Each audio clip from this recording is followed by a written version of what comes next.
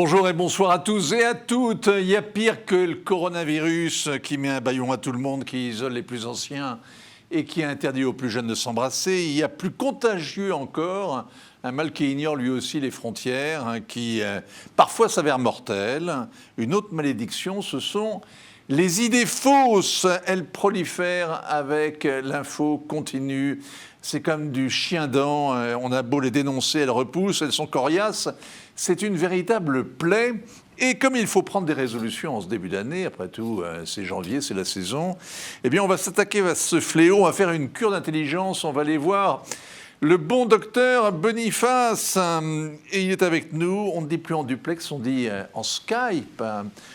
C'est ça, hein, c'est tellement banal maintenant. Et l'avantage, c'est qu'on se parle quand même sans muselière, sans rien masquer. Il est à l'autre bout de Paris, il est à l'IRIS, l'Institut des Relations Internationales et Stratégiques, qu'il a fondé, qui est le think tank qui fait référence et qu'il dirige. Bonjour Pascal, merci de donner un petit peu de votre temps aux spectateurs de Télé-Sud.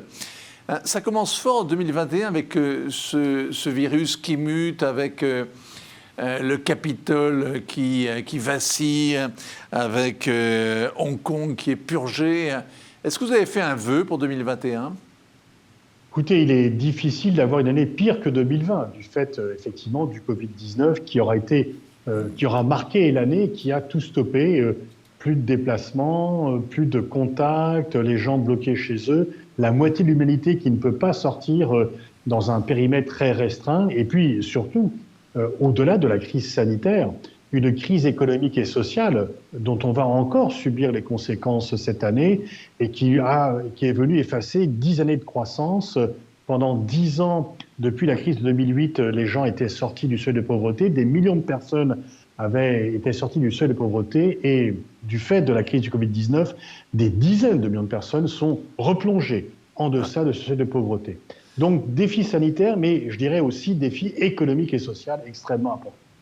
Alors, il y a aussi un défi moral, parce que, est-ce que vous pensez, je vais vous demander de faire un peu de devination, mais est-ce que vous pensez que le monde va réussir à dominer ce satané virus et qu'il va y avoir, à l'automne prochain, quand les vaccinations auront avancé, une sorte de regain de vie, une sorte d'appétit de voyager, une espèce d'après-guerre?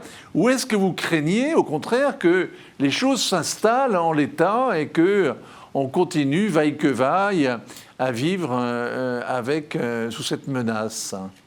Non, je prendrais plutôt la première option. Je pense qu'il y aura un effet de libération. On va être libéré de ce virus, et quand on est libéré de quelque chose, on fait la fête. Alors bien sûr, la différence, c'est que ce ne sera pas du jour au lendemain. Il n'y aura pas les nazis quittent Paris et on fait la fête, etc. Mais ça sera sur une plus longue tendance au fur et à mesure. Mais je pense que les gens ont soif de sortir de cela et ils auront soif de consommer, de voyager, de faire la fête, de pouvoir de nouveau recevoir et aller voir des amis. Et donc la différence avec d'autres libérations, c'est qu'elle ne sera pas soudaine, elle sera graduelle et progressive, mais les gens, effectivement, auront envie de revenir à une vie plus normale et le feront avec entrain. Que le ciel vous entende, espérons. Alors, on sait au moins ce qu'il faut vous souhaiter, parce que il y a des universitaires qui sont couverts d'honneur. Vous êtes couverts de livres, hein. Vous avez beaucoup publié, vous avez beaucoup travaillé et édité, hein. Et vous continuez. Et vient de sortir donc l'édition 2021 d'un best-seller, les 50 idées reçues sur le monde. Vous avez un jour donc listé les idées fausses, les contresens, la pensée molle, les évidences mensongères, et vous les avez corrigées. C'est une mine, vous remettez ça à jour régulièrement. Alors, est-ce qu'il y a des nouveautés dans votre collection ? Oui, bien sûr, chaque année, je dirais malheureusement presque, il y a des nouveautés, parce que finalement, vous avez vous-même dit que ça pousse comme du chien-dent, et donc il faut sans cesse jardiner pour venir couper à la main ces idées fausses. Et donc effectivement, il y en a de nouvelles. Et dans l'édition de cette année, entre autres, par exemple, le fait que l'opposition entre les États-Unis et la Chine serait liée à la différence des natures des systèmes politiques, ou le fait que Biden va révolutionner la politique étrangère américaine. Il y a effectivement plusieurs nouvelles idées fausses que l'actualité, ou le fait que le Covid-19 a transformé radicalement le monde, alors que je pense que c'est une pause dans l'histoire du monde. Et donc, effectivement, chaque année, il y a les idées fausses qui disparaissent, parce que vous et moi, nous avons fait notre travail de pédagogie, d'explication, et donc, les gens réalisent qu'il faut tordre le cou à cette idée fausse, et le cou est tordu. Et puis, d'autres, il faut reprendre l'ouvrage, tel des Pénélope de la pensée, et de nouveau, effectivement, se remettre à venir extraire les idées fausses de la serre des bonnes idées. Bon, on va laisser les complotistes proliférer. Mais cette émission s'appelle un nouveau monde. Un monde nouveau, vous pensez que c'est une idée fausse? Alors, oui et non. C'est-à-dire que non, vous avez raison, le monde est nouveau et il change chaque jour. En même temps, il n'y a pas des révolutions stratégiques tous les jours. Et donc, je pense que nous sommes dans un monde nouveau, parce que ce n'est plus le monde que nous avons connu, vous et moi, lorsque nous avons commencé, même si vous êtes beaucoup plus jeune que moi, mais lorsque nous avons commencé à travailler sur les questions internationales. Nous sommes dans un monde en mutation, mais les modifications structurelles sont moins nombreuses. Je vais vous prendre un exemple, parce que ça concerne aussi les idées fausses. Pendant très longtemps, on a dit que le 11 septembre avait changé radicalement le monde. Si, en fait, on regarde la structure profonde des relations internationales, les relations entre le poids respectif des États-Unis, etc., n'a pas beaucoup changé par le 11 septembre. Par contre, en 2001, l'événement majeur, mais qui passe plus inaperçu, c'est l'adhésion de la Chine à l'OMC.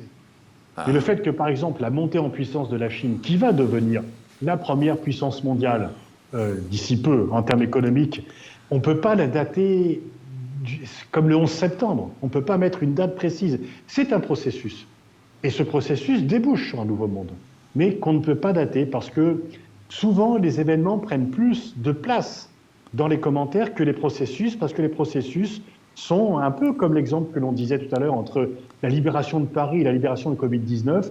On ne peut pas dire il y a un jour avant et après, c'est un processus. Oui. Alors tout ça est très juste.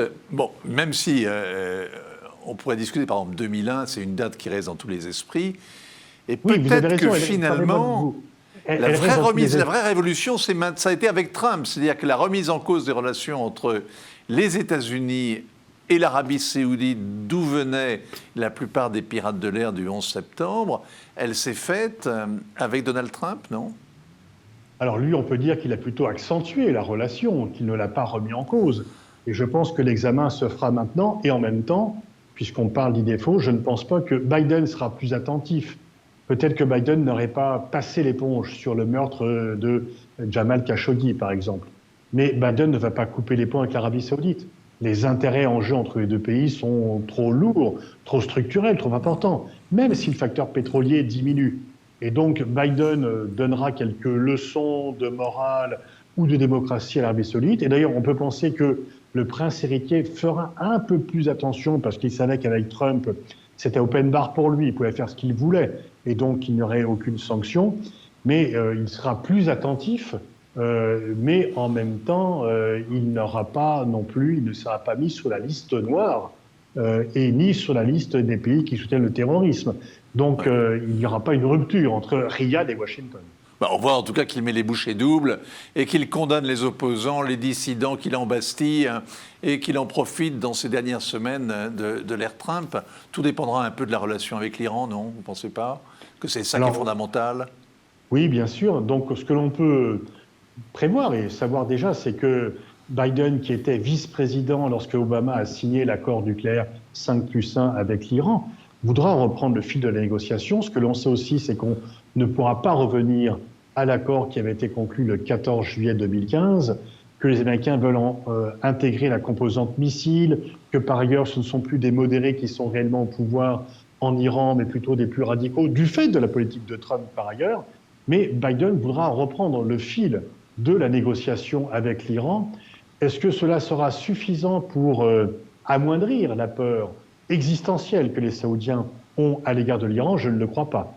Et il y a toujours, effectivement, non seulement en Arabie saoudite, mais également dans les Émirats arabes unis, le sentiment d'une menace existentielle vis-à-vis de l'Arabie saoudite, ce qui, par ailleurs, vient un petit peu mettre un peu au défi la thèse du choc des civilisations, puisque le clivage majeur, là, il est bien entre musulmans. et non pas entre... Et on voit que, par rapport à cette thèse du choc des civilisations, qu'Israël, pourtant qui n'est pas un pays musulman, est plus proche de l'Arabie saoudite et des Émirats arabes unis par rapport à une menace qui vient d'un autre pays musulman, qu'est l'Iran. Oui.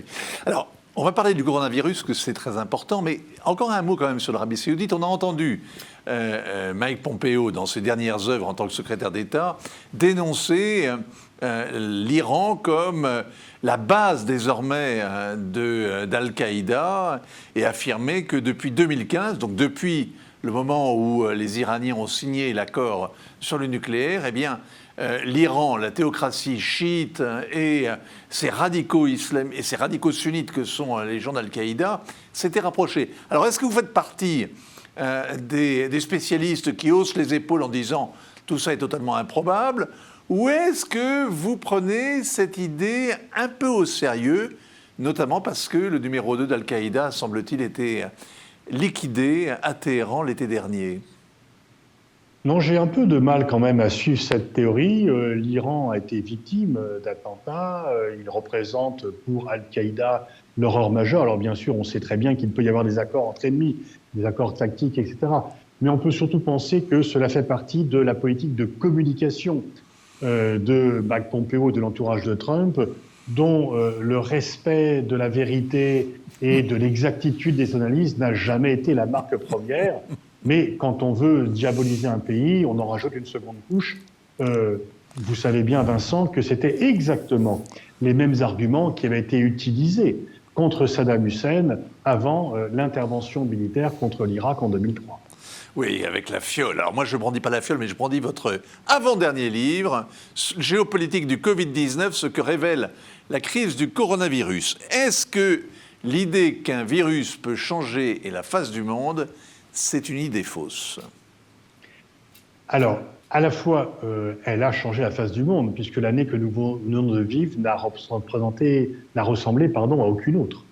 Et donc, effectivement, un monde qui était en perpétuel mouvement, un monde dans lequel on disait, à tort d'ailleurs, que les frontières n'existaient pas. Cela n'a jamais été ma thèse. Tout d'un coup, on est bloqué. C'est un peu comme vous y avez certainement joué quand vous étiez enfant, il y a peu de temps, 1, 2, 3 soleils, où on s'arrête brusquement dans le geste dans lequel on était. Mais comme on le disait en début de conversation, les choses vont revenir. Les choses vont revenir et on va devoir bouger. Je pense que la crise du Covid-19 n'a créé aucune tendance stratégique nouvelle, mais qu'elle a accentué, amplifié, sanctuarisé des tendances préexistantes. La crise du multilatéralisme, elle existait auparavant. Elle existait auparavant, mais elle a été aggravée par le Covid-19, évidemment, puisqu'on a plutôt cherché à trouver un coupable qu'à trouver les bases pour combattre le virus. La rivalité dont on parlait tout à l'heure entre Pékin et Washington, elle est lancée depuis longtemps. La crise du Covid-19 est venue l'amplifier et la rendre irréversible. La grande tendance géopolitique des 10 aux 15 années qui viennent, c'est l'affrontement entre Pékin et Washington, pour une raison bien simple, qui n'a rien à voir avec le Covid-19. C'est que les États-Unis, qui dominent le monde depuis 1945, ne peuvent pas accepter d'être dépassés par un pays de surcroît communiste et asiatique. C'est angoissant pour eux. Les États-Unis dominent le monde depuis 1945. Ils pensent qu'ils sont la meilleure nation du monde depuis leur création. Ça veut dire, comme ils dominent le monde depuis 1945, qu'un Américain qui a aujourd'hui 90 ans a toujours vécu, tous les Américains qui ont moins de 90 ans ont toujours vécu dans un pays qui domine le monde. Le fait de dire « Hey les gars, attention, il y a un pays communiste et asiatique qui va venir vous dépasser », c'est angoissant. C'est angoissant, ils ont du mal à l'admettre. Mais ils ont raison de s'angoisser, ils ont raison d'avoir du mal à l'admettre, parce que c'est quand même assez inquiétant qu'un régime communiste domine le monde, non? Alors, est-ce que la Chine est réellement un pays communiste? Quelles sont les deux mamelles de la légitimité des autorités chinoises actuelles? C'est le nationalisme et le capitalisme, dont on peut penser que Marx ne les a pas réellement mis en œuvre. En fait, c'est une réalité stratégique traditionnelle. La Chine veut reprendre la place qui était la sienne dans un monde non globalisé au XVIIIe et au début du XIXe siècle, la première puissance mondiale. C'est angoissant, non, parce que, contrairement à l'Union soviétique, pendant la guerre froide, la Chine n'est pas à la tête d'une alliance globale, elle ne veut pas renverser la table, renverser le système, elle veut prendre la première place d'une course à laquelle elle participe et par ailleurs, je vois difficilement comment on pourrait l'empêcher. Moi, quand je dis que la Chine va dépasser les États-Unis, c'est ni un souhait, ni un regret. C'est un constat. C'est un constat notarial. Alors, quand même, avec davantage de recul, parce que ce livre, vous l'avez écrit au mois de juin, du moins, vous l'avez écrit avant le mois de juin, vous l'avez publié en juin dernier, il y a donc plus de 6 mois. Avec davantage de recul, avec ce mal qui dure et qui s'aggrave, est-ce que vous avez vous-même revu votre copie? Est-ce que vous diriez les choses différemment par rapport à la vision que vous aviez du Covid il y a presque un an? C'était peut-être un peu tôt, non, pour écrire ce livre? Non, honnêtement, pas encore. Parce D'accord. que je parle de quoi? De la crise du multilatéralisme, du fait qu'il faut le conforter et non pas l'attaquer, du fait que les États-Unis ont mal géré cette crise et que ça permet à la Chine d'accélérer son avancée, et de direction européenne dont je dis qu'il faut rester prudent, mais qu'il y a eu un sursaut européen au cours de cette crise. C'est toujours fragile, mais il y a eu un moment européen qui était certainement inespéré lorsque la crise a éclaté. Voilà, c'est ça. C'est-à-dire que ce qui a changé notamment, c'est la réaction européenne. En France, on a quand même l'impression que la France est très atteinte parce que non seulement son art de vivre, les bistrots, le fait de s'embrasser, etc., est atteint, mais aussi l'idée que la France se faisait d'elle-même, de son État protecteur, de son système de santé efficace. Tout ça a été balayé par la pénurie de masques, la pénurie de tests et maintenant la pénurie de vaccins quand même. Oui, vous avez raison, mais on peut dire que tous les pays occidentaux ont montré que, alors que ce que je dis aussi dans le livre, c'est que c'était une leçon de modestie pour les Occidentaux qui pensaient au départ, rappelez-vous, que les pandémies c'était pour l'Asie et l'Afrique, mais certainement pas pour les pays occidentaux. Il y a quand même des fausses communes à New York. Et effectivement, alors que l'on disait en France, oh bah, c'est pas pour nous, et quand même lorsque l'Italie a été atteinte, beaucoup de gens disaient, oui, c'est l'Italie, il n'y a pas d'État, c'est normal, on a été atteint. Et effectivement, vous avez raison, pénurie de masques, pénurie de tests, pénurie de vaccins. Et donc, ceci devrait un peu nous rabattre le caquet et nous amener à une leçon de modestie. Alors, vous disiez que les Chinois ne devaient pas être considérés comme forcément la montée en puissance de la Chine comme une menace, même si les Taïwanais, les Hongkongais et les voisins immédiats de la Chine ont peut-être une appréhension différente. Mais en tout cas, cette semaine, on a vu... Oui, mais comme je ne suis ni Hongkongais ni Taïwanais, je pense que c'est pour l'Europe, c'est pas une menace. C'est un rival, ça peut être un rival, c'est pas une menace. Oui, ils sont un peu loin de nous, heureusement.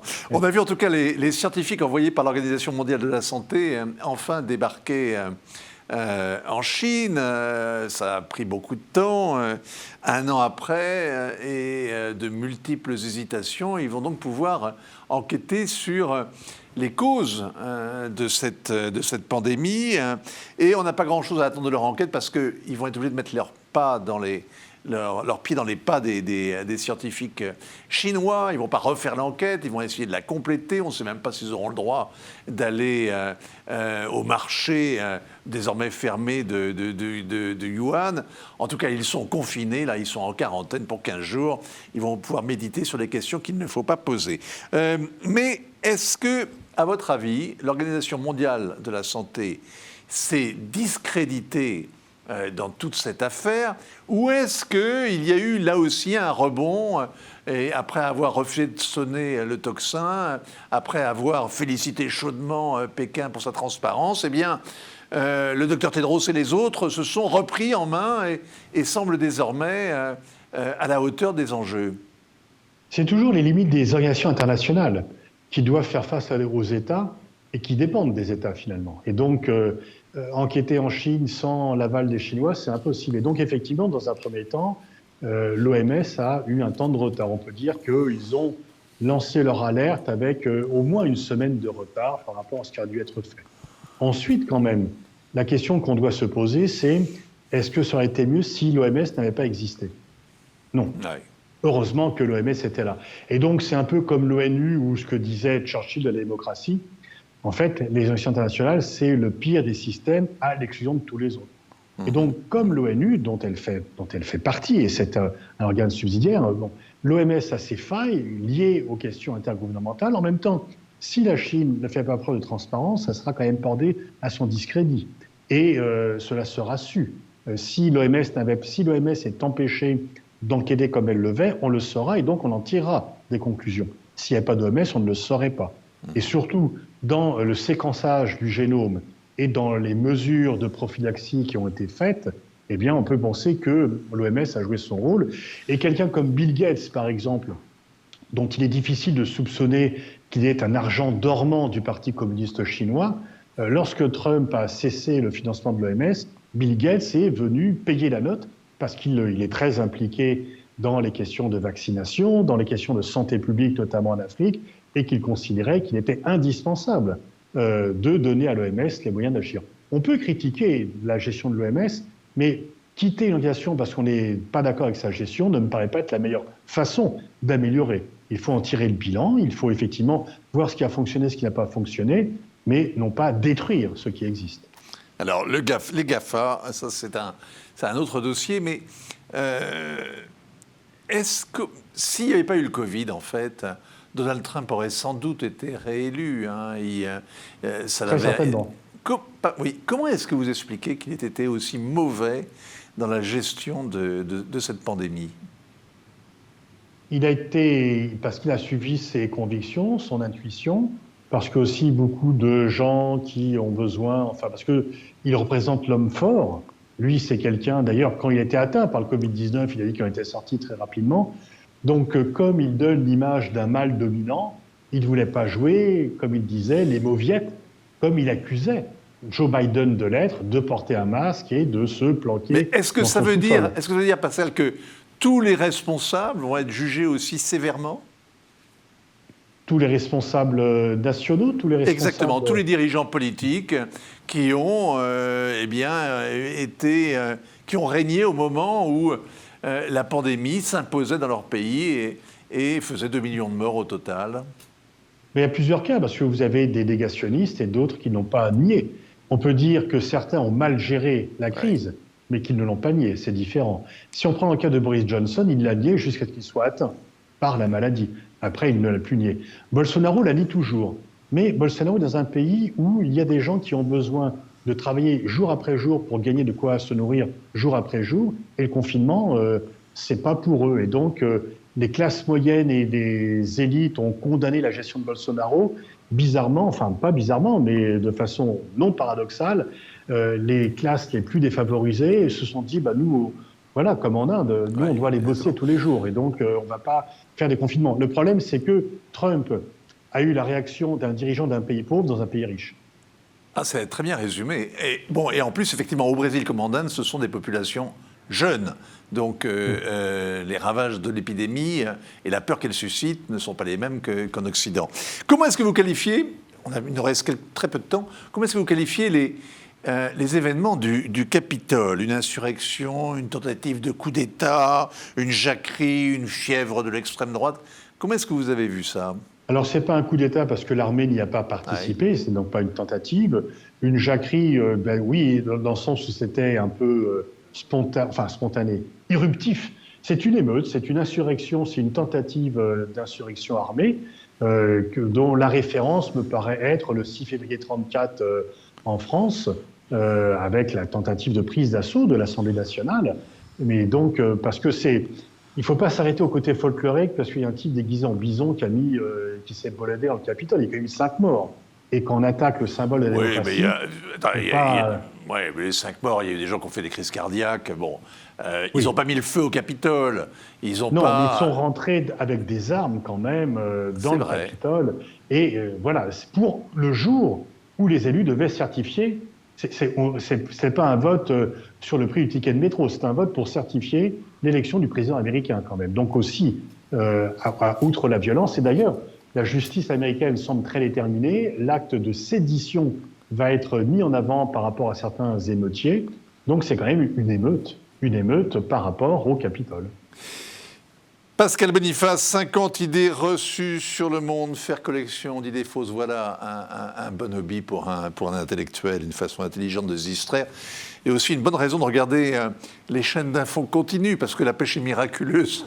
Les chaînes d'infos vivent d'idées fausses. et de malheurs vrais. Merci à vous, Pascal. Merci, Vincent.